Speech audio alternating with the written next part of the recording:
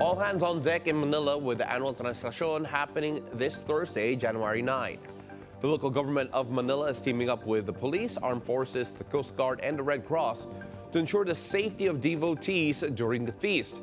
Security personnel will be deployed in key destinations, the Quiapo Church, the Carino Grandstand, and the procession route. A gun and liquor ban will be enforced. Father Robert Arellano, the parochial vicar of the Quiapo Church, tells Billionaire News Channel that they have yet to pinpoint the running time of the procession. He explains the sequence of each feast is unique. They also remind devotees of some rules ahead of procession time. Sa ating lahat ng mga nais pumunta sa simbahan ng Quiapo at sa Carino Grandstand. Dalawa po yung ating lugar na pwedeng puntahan. Unang-una, nagsisimula ang mga misa ng binaryo sa ikawalo ng Enero, sa ganap na ikatatlo ng hapon. Dire-diretso yung sunod-sunod. Sa mga nais pumunta sa simbahan ng Quiapo, makikiusap po kami, na po kayo, uminom na po kayo ng tubig, at huwag magdala ng anumang gamit para mabilis na makapasok. Kasi ang sino mang magdadala ng anumang gamit ay magdadaan sa mga scanners. For those who will be attending in Carino Grandstand, again, we are having a massive campaign. Dahil doon, meron tayong vigil, maraming diyang kumakain, maraming may mga dalang tubig, that we should be very careful na linisin ang ating paligid. Dahil ang tunay na deboto may malasakit sa kalikasan at marunong sumunod sa alituntunin ng simbahan. Now, disasters are not limited to natural calamities like typhoons, earthquakes, or tsunamis. Social, cultural, or political events can also become disaster scenarios. The Traslacion is a good example of a cultural event that can at times escalate into a disaster if not properly managed. This year, it has been declared as a liturgical feast, which means it will not just be celebrated in Manila, but nationwide. Joining us live in the studio is crowd management consultant Martin Aguda Jr. to give us safety tips for those joining the Traslacion on January 9. Good morning. Thank you very much for joining us. Hi, good morning, Paolo. All right, so let's take a look at what Traslacion is, at least from a crowd management standpoint. It's literally 1 million people or so following a figure and trying to reach out to it. And of course, it is a moving procession. From a crowd management standpoint, how much of a nightmare is it in terms of trying to make sure the safety measures are all there? Well, considering crowd science, all of the recipes for a crowd disasters are there, like a critical crowd density plus movements. But, however, as I have observed in the past Traslacion, and we see a very unique crowd maneuvers of the mamamasans.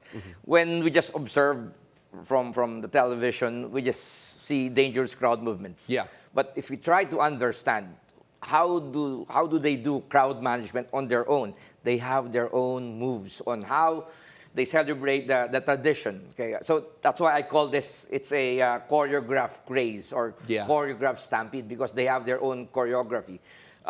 In a crowd disaster, one of the dangers when you have a critical crowd density, 7 persons or more, you don't want any unnecessary crowd movement. Yeah. And the 2 types of movement, like panic, is away from the threat, away from the danger. That's what happens during evacuation. And the other is, just what happens in Traslacion is going towards the objective or going towards the Black Nazarene statue. So all of these factors are there, but however, they have their own maneuvers and moves for them to do the tradition. Of course, the crowd disasters that we're all worried about are stampedes, crowd crushes, and even crowd collapse. Yep.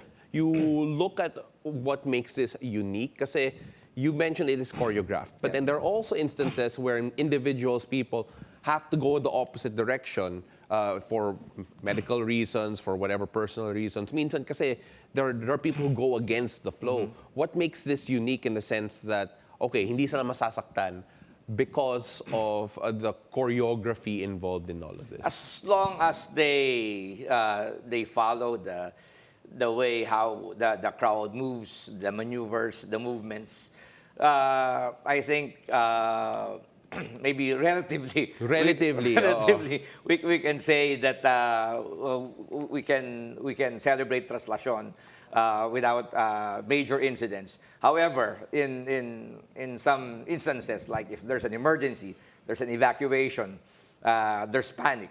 People imagine that huge chunk of people would move away from the danger, and that's where stampedes happen and crowd disasters happen. That's why it's the emergency protocols of those present there, the police, the emergency responders, should be in place, like where to evacuate, the signals for evacuation, those kind of things. Contingency plans should be in place for this type of event. Speaking from a risk assessment standpoint, what are the factors that can aggravate crowd disaster or can cause a crowd disaster, like a stampede, like a crowd crush? Well, basically, there are four. You have your crowd density. The safe crowd density is 3 persons per square meter. But when you reach 7 persons per square meter and up, that is called critical crowd density. People lose their balance, madali kang may tulak dyan. Secondly, you have your crowd dynamics. So what will make a crowd move? I've mentioned that panic when there's an emergency, just people will rush away from the danger, and the other direction, the opposite direction, is going towards the objective, which is entering a popular venue or getting relief goods, and for that matter, for Traslacion, is getting near the Black Nazarene statue. Another 2 factors will be lack of communication, miscommunications, and rumors. And the last would be collective behaviors. And when the crowd becomes rowdy and will just do unnecessary behaviors, with some triggers happening. We have been blessed na the Traslacion has been relatively safe. Yes. For a very, very long time. But then still, what are the survival tips you have to give people who are going to be part of that crowd, considering that, we have seen some crowd disasters in the past in the Philippines. We were talking a bit about it off the air. I think one of the more famous ones back in the day was the unfortunate crush that happened in the Phil Sports Arena for a noontime show. So how can we survive or avoid moments like that? Well, first of all, if this is your first time to join Traslacion, make sure that you want someone to orient you on how to survive the crowd itself. And if you are in the crowd and you feel unsafe, you have to move out of the crowd. And if there are dangerous crowd movements, avoid following the direction of the flow of the crowd. Hence, you need to find some space or opportunity wherein you can go sideways and eventually extract yourself from the crowd. If you are there in the crowd and you will have difficulty in breathing because you have the danger there is compressive asphyxia, being compressed against each other, and you can breathe, you can assume the boxer's pose. This pose will protect your torso from being crushed, and still you have this space wherein can protect your torso and you can breathe.